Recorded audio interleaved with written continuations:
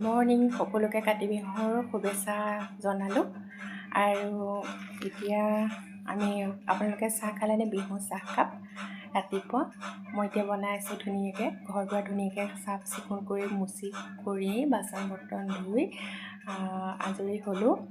এতিয়া কালি বনোৱা কেকটো ধুনীয়াকৈ কাটিম আৰু চাহ মই যোগাৰ কৰিছোঁ আৰু কি বনাইছোঁ সেয়া হেৰি কৰিম আৰু নিমকি কেইটামান বনাম বুলি ভাবিছিলোঁ। এতিয়া বৰ্তমান কালজিৰা নাই সেইকাৰণে বনোৱা নাইকিয়া। লগতে এয়া মই পিচকৈ কেক কেইপিচো কাটি ল'লোঁ। এতিয়া ঘৰৰ সকলোকে চাহকাপ দি লওঁ।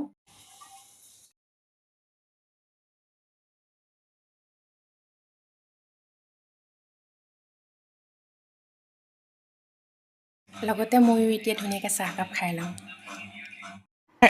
এইটো আমাৰ তুলসী বেটী আকুদাই বনাইছে বহুত দিন আৰু মোকো আৰু লগতে নাৰিকল এটা ৰুকিব লাগিব আবেলি সন্ধিয়াৰ প্ৰসাদৰ কাৰণে।